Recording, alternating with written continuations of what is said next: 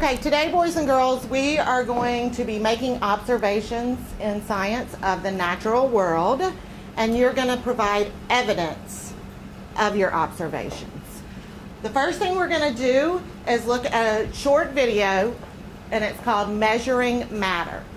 While you watch the video, I want you to all look for tools that they are using while they're measuring matter. So you should be able to identify some of the tools that you see in the video. Okay?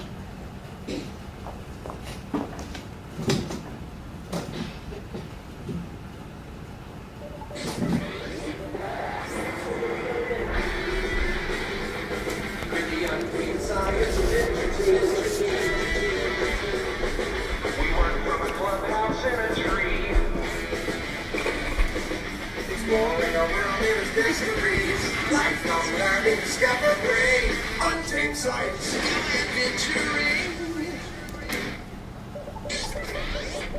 Hey, come on, I got one coming in, and got it. Hi, I'm Jose. How can I measure this? Okay, everyone to stations. Danny, what do you have?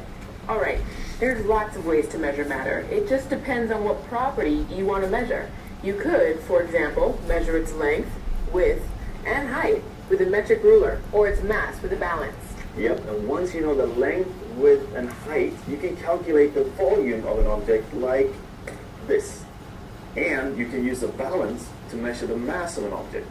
And once you know the volume and mass, you can calculate an object's density. All right, let's see if Hazen can show us a little bit more on measuring matter. There we go. All right. Hey, here we have a block of ice. We can measure its mass, and we can calculate its volume by taking measurements of its sides and by using this formula. All right, with this information, we can calculate its density. Now, let's see what happens to those measurements when we melt this block of ice.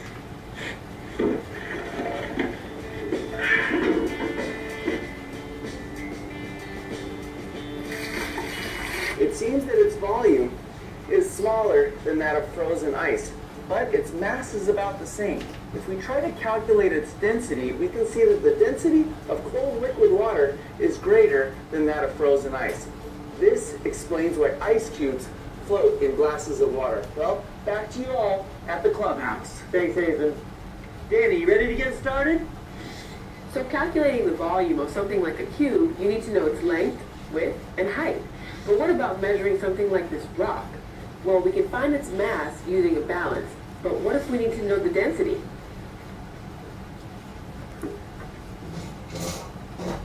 You can't measure the length, width, and height using a ruler, and without those measurements, you can't calculate the rock's volume. And get this, way back over 2,000 years ago, a mathematician named Archimedes developed a method to measure the volume of irregular shaped objects.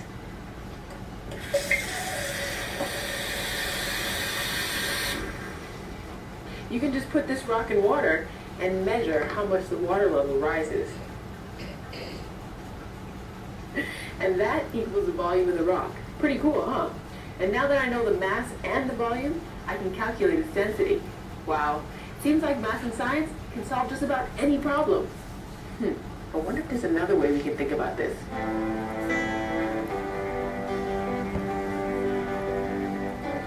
It's not nice to ask what a lady weighs, nor inquire the size of her ring. Although she looks small and her ring looks big, we must ask a few more things.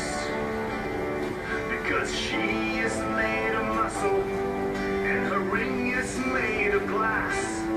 Don't get yourself in trouble, confusing weight with mass. Measurement matters, whether solid, liquid, gas. How we measure matter matters. Big grams or liters or cubic decimeters. Big grams or liters or cubic decimeters. Big grams or liters or cubic decimeters.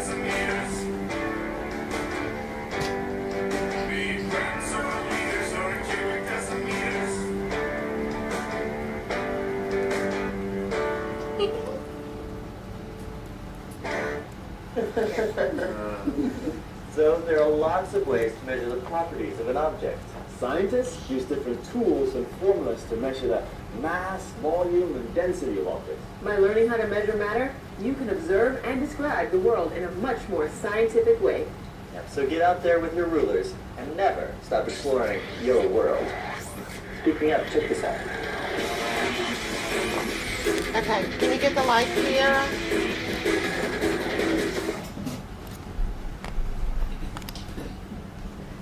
Okay, so what I need you to do now is think about the video and any tools that you saw while you were watching or they talked about.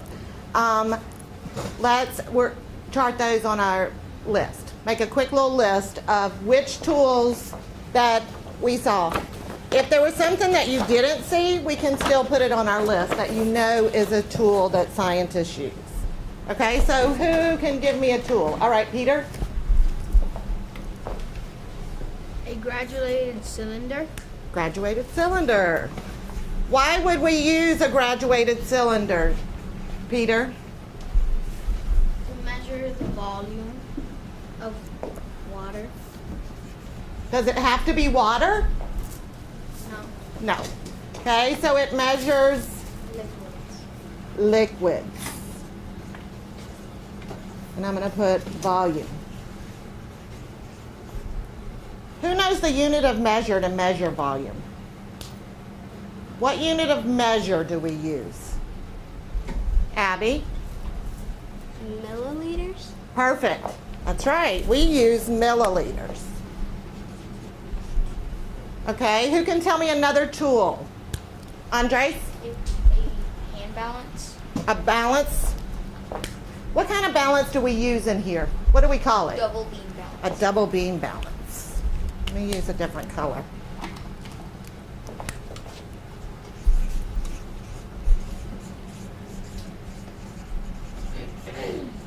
And what do we use a double beam balance to measure? The mass. Okay, we Of an measure object. mass. Jeremy, can you tell me which unit of measure we use to measure mass? Milliliters, kilograms, kilograms. You can, but in class, do we measure anything in kilograms? It's a little bit smaller. What's smaller than a kilogram? Centimeters. You're on the right track with kilograms. Kilo means 1,000 what?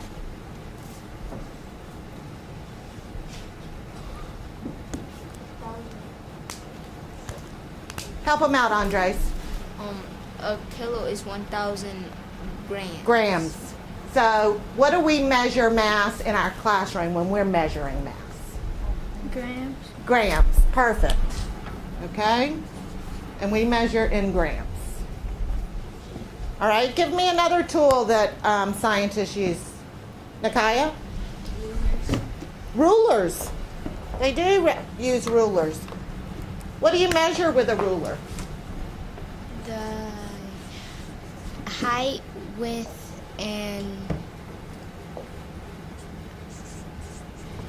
length. Okay? Height, width, length. Which unit of measure can we use with a ruler? Who can help answer that one? All right, Zoran. You could use inches, Inches or centimeters. centimeters? What do we like to use when we're doing science? Which one? Do we use inches or centimeters? Which one? All right, Jeremy, you want to answer? Centimeters. Centimeters, perfect. Okay. Anything else you can think of that we can use as a tool? Nakaya? A magnifying glass. A magnifying glass. And when we use a magnifying glass in here, we call it something else. What do we call it?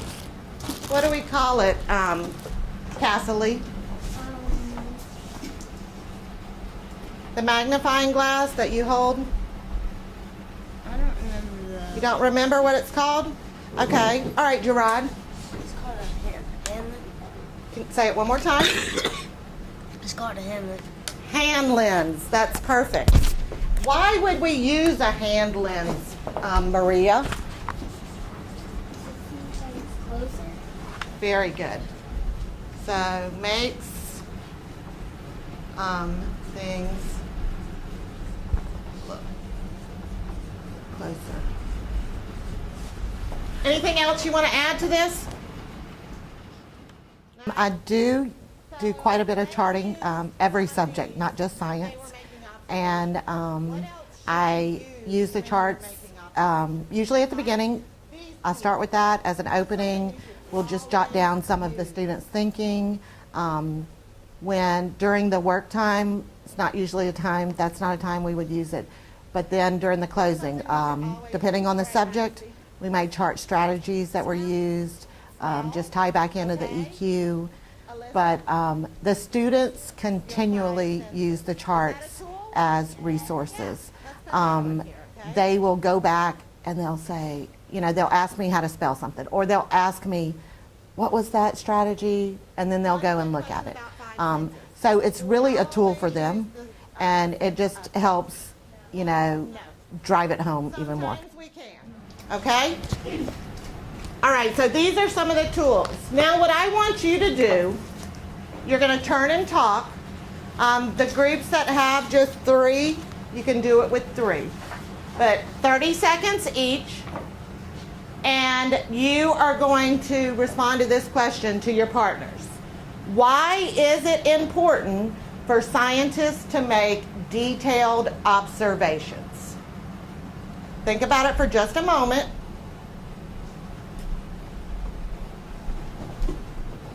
Okay, the person with the shortest hair is going to go first of your partner. Your partner sits next to you. You may begin. He has short hair. He goes first. Because they sometimes don't know what to look like, or sometimes they want a detailed figure. For example, an ice cube. It's a cube, and they want to 5, 4. length, height, and width. Okay. Now your partner's going to respond and give their answer. Ready? Begin. I think it's important for scientists to make observations because, like, one time, my dad, he used to be a scientist, and one time he had 5, 4, 3. Okay, let's just have a couple of people share. I'm not going to chart this right now because we're going to come back to this question at the end of the lesson. So, Sarah, what do you think? Why is it important for scientists to make detailed observations? I think it's important for scientists to make detailed observations because if you just say, like, it's yellow, they're not going to know what you're talking about. Okay, so what could be another detail? You could talk about... You could talk about how much volume it has, and, like, you could use your 5 senses to do to give other details. Good job. Okay, how about Jay Sean? Why do you think it's important for scientists to make detailed observations? If they make detailed observations, they could probably find clues, and the clues can lead them to the answers. Great job. Did you hear that? Using those clues could lead you to the answer. Okay? All right, so today during our lab, you are going to do an exploration, and you're going to use tools to make detailed observations. All right? In just a moment, I'm going to have one person from each table is going to come and get a tray of materials here. And then a second person from your table is going to get a double beam balance from the back table. I couldn't fit it all on one tray. Okay? What you are going to do is choose one lemon from the tray. That lemon is your lemon. You are going to make as many observations as you can about it. I'm going to give you 15 minutes to do that. You need to include an illustration on your data sheet, which is on your materials tray. And once those 15 minutes are up, I'm collecting all the lemons. They will be labeled. I'll let you ask a question in a minute. They will be labeled. I'm going to put a label on them. And then you are going to have to identify your lemon from everybody's. So you need to make sure your observations are detailed. There's one thing. You may not write on your lemon. You may not poke your lemon. You may not squeeze it. You may not scratch it. Okay? Are there any questions, Nakaya? You may not peel the lemon. Any other questions? Okay, so I need one student from each table to get the materials from this and one student to get the balances. We do champs here, and so there's a champ for every subject, every activity. The students in science, they know, for a lab, they can talk with their partners during the lab work using level 1 conversation. It's just something that's built from day one. These are my expectations, and the kids know it. They're able to work together in groups. I do a lot of the Kagan structures, such as the time period share that was in this lesson. And with that cooperative learning, it's not just group work. It's every child is held accountable. So they all have to participate because they don't know if they'll be called on to share or not. We do a lot of partner work. I like having a lot of hands-on because the kids stay engaged, and to me, that's how they retain the information. That's how they gain the knowledge. You're only going to work on the front side right now. Only the front side, the side that has your name and date. Go ahead and put your name and date. That's the only side you're working on. Okay, I'm going to set the timer for 15 minutes. Yes. Today is April 4th.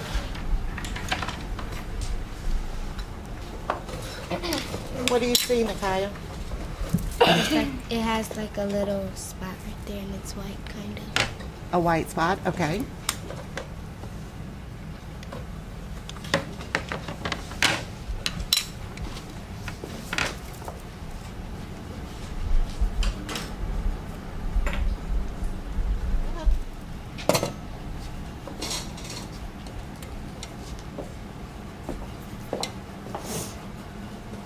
What are you measuring right now? The bottom of. I can't remember how it's called. What are you trying to find out about this lemon? The mass. The mass, okay. I do keep my students in groups. The method that I liked best, that seems to work best in my classroom, is sorting, taking the kids and putting them high, medium, low. And then I would take those kids and I would have a high, medium, a high, a low, medium, and a low at each group. And that way, because we do so many activities together, the high is working with the low, medium, and the low is working with the high, medium.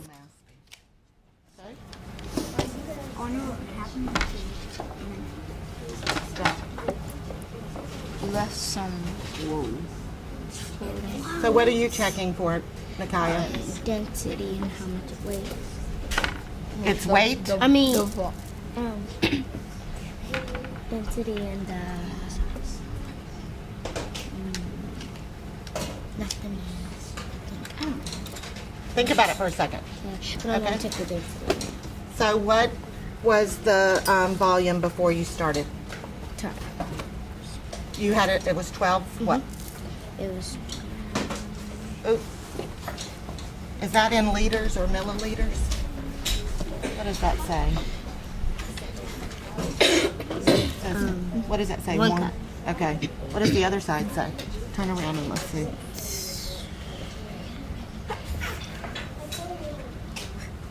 I'm guessing it was at 400. It didn't rise. You're guessing? No. Later. What should you do to be certain? Start over. Yes. Alright, I'm gonna put this. Just put your hand in it, it's fine. Okay. Now what are you, how many milliliters? 307. If it goes from 300 to 400, is that going to be 307? What do you think that's going by? 5. 300, 305. It's counting by 5s. 300, 310, 320, 330, 340. What's next? 350. 350. So it's how many milliliters, the water? Wait, it's not calibrated yet. 360. It's right there. Look down. I'm looking right at it. It's on. You can do 360 if you think it's 360.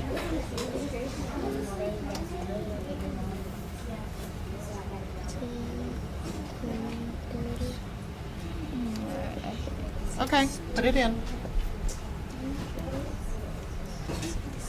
Now how much is it?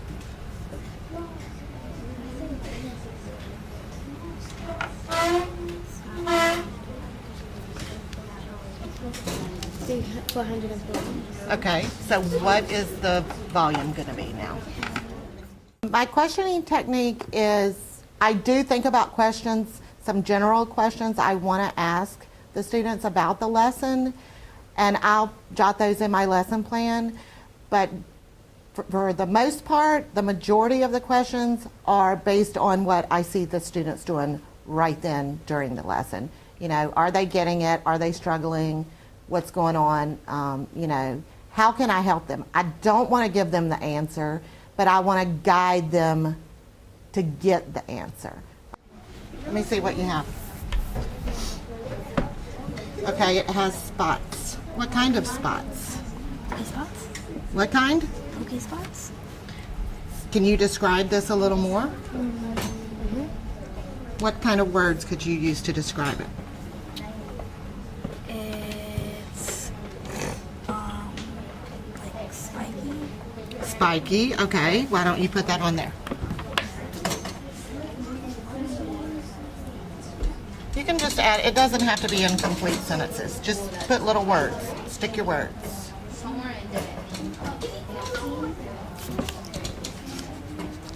I see you said it has a red spot.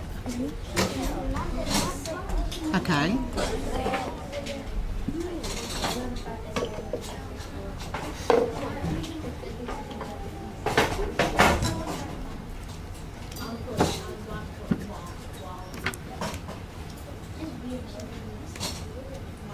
Why is it spiky? Mm-hmm. It's okay.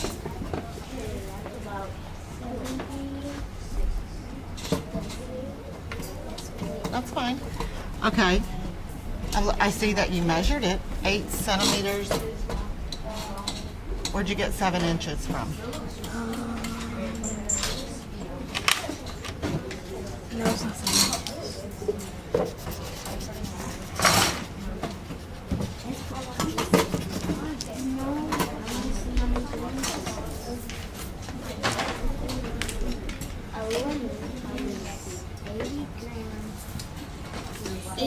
Okay, this side is inches. 3 inches? I don't know, is it? You're the one measuring.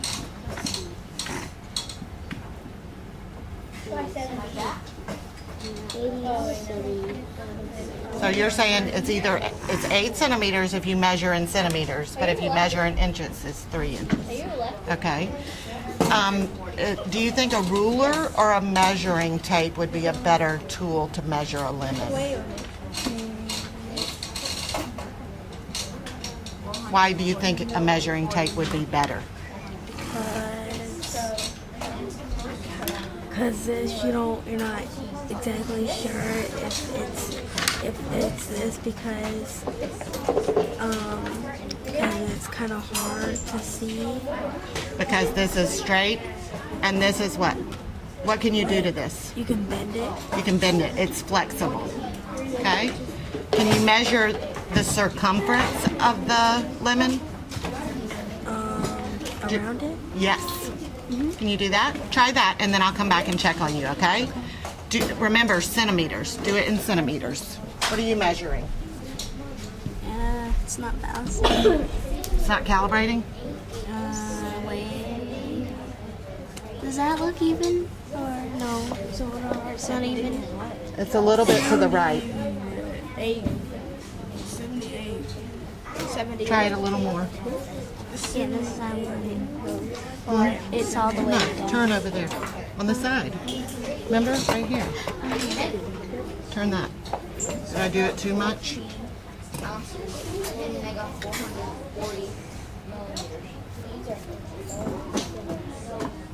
Is it ready? Yes? Okay. What are you trying to measure with your lemon?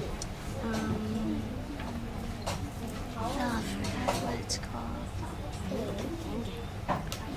Are you weighing it?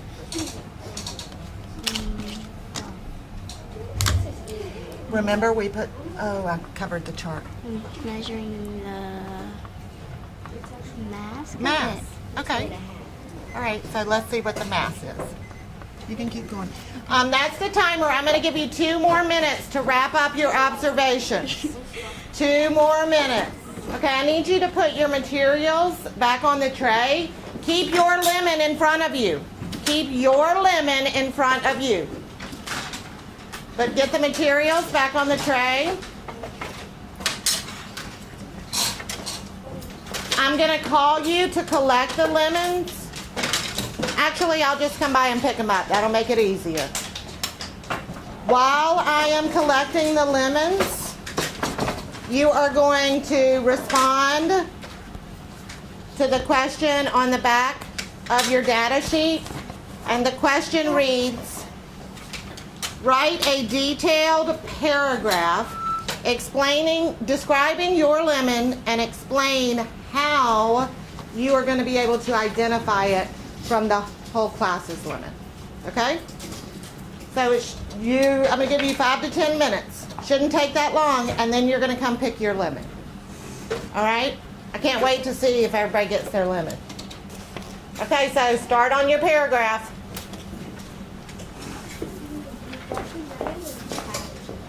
Go get one. Go get one. You don't have to worry about it.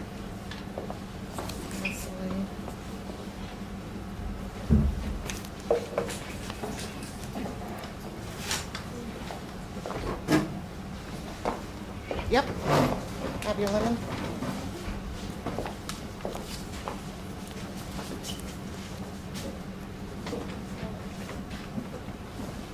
Lemon.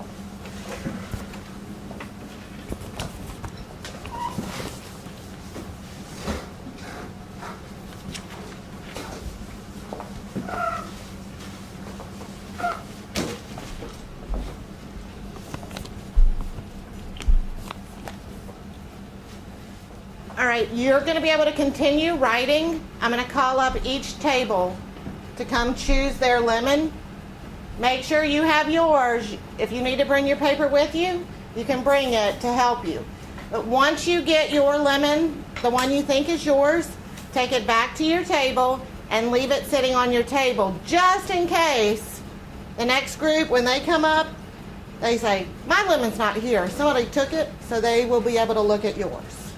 Okay? All right, I'm going to start with this group first. Come pick your lemon.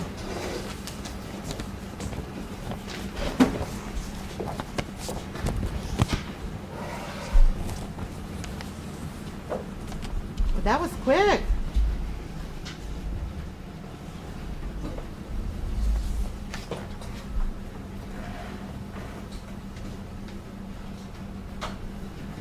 Why do you think that one's yours, Maria?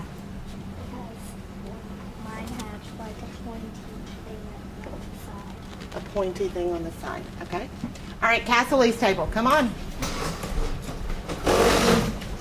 Continue with your paragraph while you're waiting.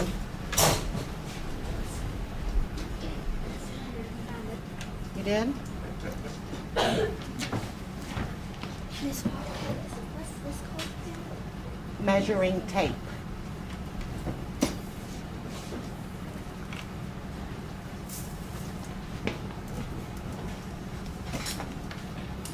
Hard decision, isn't it?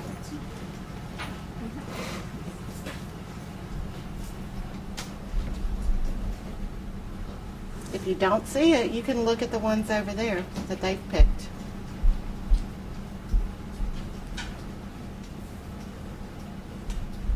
That's not it? Okay. You think? Okay.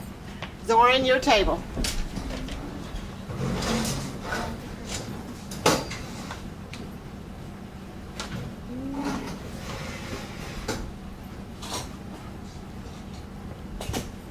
Who doesn't have theirs? Jeremy, you think that one's yours? Okay, do you still think it's yours, Honesty? Okay, so you both think 11 is yours. That's fine. Sit down. And why don't you get your paper and sit next to Honesty? Okay, because we're going to talk about it. All right, we're going to look at a couple of the students that have picked the same lemon first. And then I'll tell you whether you have your lemon or not. Okay? So let's start since Julia and Jay Sean are right here. We're going to look at the observations they made. Can I have your sheet, please? Can I have yours, Jay Sean? You both think you're number 16? Let me see if one of you is 16. One of you is 16. Okay? One of you is 16. So, I'm going to start, with Julia's. We're going to try to help determine which one is 16. Okay? All right. Julia says it has a little bit of green on the lemon, is yellow. It has some scratches on it. It has a big, big lump on it. It also has some spots. The lemon was 80 grams. Okay, and this is her illustration right here. Okay? This one says, well, mine is a little bit bigger than the rest of the lemons in my group. Someone put my lemon and put the group, I would be able to find it. Mine looks like it has green on it, and it is very, very big. That's all she got to write. Okay, so that was Julia's. Let's look at Jay Sean's. The lemon is very bumpy, and it is round. Also, at the top of it, there is a brown spot. At the bottom is green and a little brown. Is that the way that one is? The lemon is also 3 inches and 8 centimeters. It is pointy on the top of it. It took, not sure about your measurements, but you have 2 cups, 21 milliliters, 78 grams. The lemon is not able to stick to the magnet. Good observation. So it's not what? It's not magnetic. My lemon is pointy at the top, has a brown spot on it. I know it's hard to see, guys. The bottom of my lemon is green and brown, and it's also an oval shape. Let's see. Is this supposed to be the bottom or this? This? That's the bottom? Okay. Can y'all see? He says green and brown, oval shape, and so bumpy with dots all over it. It smells sour everywhere. I smelled it. Mine smells sweet. The way I'm going to be able to describe my lemon from the whole entire class is because I'm going to smell it, look for the spots, and the things I've listed. Okay. Did you put scratches? Bumpy, round. This is the top. Okay. Jay Sean says there's a brown spot on the top. Do you guys think yes or no? You're going to decide whose you think by what they said. Do you think this is the top or the bottom? Wait, I can't see. I think that's the bottom because that's the top. Which one is the top and which is the bottom, Jay Sean? This is the bottom? This is what he's saying is he's calling it the bottom. And that's fine that he says that. Okay, so you're saying the top was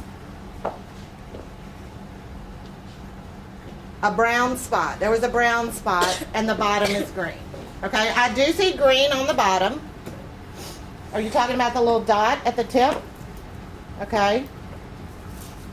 So I'm going to let you guys decide. Which one do you think, who do you think this belongs to, Julia or Jay Sean? Julia. Who says Julia? Raise your hand. 1, 2, 3, 4. Who says Jay Sean? Okay. I'll tell you in a minute. Who were the next two?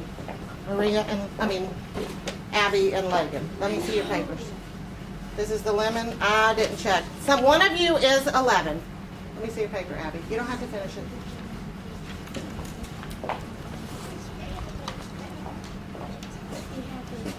Abby said the lemon is yellow, a little bit greenish. It's rugged and bumpy. It has a white spot. It's 3 inches and 7 centimeters. It smells like a lemon, smells sweet. It's 2 cups and 20 milliliters. It's not magnetic. It's 68 grams. And that's her illustration. These two illustrations look rather different. That's what we should compare. This is Abby's and Logan's illustration. They don't look the same, do they? No. Okay, this is the lemon. Which one of those do you think it is? The one on the bottom. Top, raise your hand. Bottom, top, raise your hand first. Bottom, raise your hand first.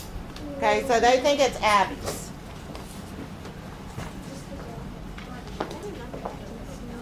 I'm going to tell you who has what lemon. Okay? Kiara, what number do you have? Good job. Peter, Kiara was right. What number do you have? 5. Peter, good. You got it. I'll come back to you. Nakaya, what do you have? 9, yes. Andres. 3. Andres has 3. Good. Way to go. You guys did good. Alyssa. 20. 20. Alyssa, where are you on here? You got it. Good job. Zoran. 7. Zoran. Yes, correct. Kalisha. 13. 13. Oh, Kalisha. Let me see if yours is still back here. Yep, yours is still somewhere on the table. While I check them, why don't you come look, see if you can find yours. Kathleen? Yes. Sarah? 4. Yes. I'll come back. Maria? 18. 18, yes. Gerard? 19. Gerard is, Gerard, let's see if yours is still on the table. Gerard, yours is still on the table. Go check. Okay, I'm just going to pick one person to share real quick something I heard that I thought was really interesting. Cassidy, can you share what you were saying to me just a minute ago? Tell the class why. I think some people that got their lemon wrong because the characteristics of the lemon, like there's different characteristics in people. Like some people are white and some people are brown. Okay, and so they didn't give enough what when they were Details. details. Okay, so you have one more task. It's an exit ticket today. I have it on a sticker. You're going to pull it off just like when we do POD. You pull your sticker off. You're going to stick it in your science journal. It already has the benchmark on it, but you need to make sure you put today's date and respond to the essential question, which is the question we started with. and that is, why is it important for scientists to make detailed observations? Okay? So this should take you about 5 minutes. Where are you going to do it, everybody? Science Journal. Okay, so if you're not at your seat, get back to your seat real quick. Yes, you can. Your entry can just be, or you can make your entry lemon exit ticket. I don't use exit slips for every activity. If it's a concept that I know the kids have really struggled with, then I definitely will use one. What I will do, I'll collect they did it in their journals, and I'll collect their journals, and since this works out perfect, we have a break, so I'll go through and look. And from there, then if I need to pull a small group, because just a few kids from what they responded to the essential question, then I'll do that one day when we're doing some other activity. But so I base it on small groups. Small groups are based on exit tickets and just future lesson plans. I do it probably daily in math, just because it needs to be, I feel like it does, especially when we're introducing a new concept. Reading, I do that every couple of days, not every day in reading. Professional development absolutely has helped shape my teaching. I think that everyone can always improve. I think I'm a great teacher, but I know I can be better. So I want to do whatever I can, take whatever classes I can, go to whatever workshops I can to be a better teacher for my students. Like I said, I did the Kagan workshop over the summer, which was awesome. I would encourage anybody to do that.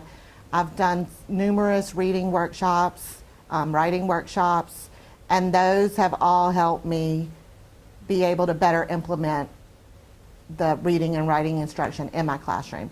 I've completed the Academy of Science years 1, 2, and 3, and I'm also currently a facilitator, so I help them out, and this is the second year I've done that.